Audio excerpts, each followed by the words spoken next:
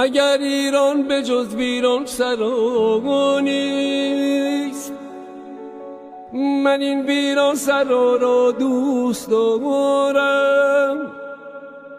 اگر آب و هوایش دلنشین نیست، من این آب و هوا را دوست دارم.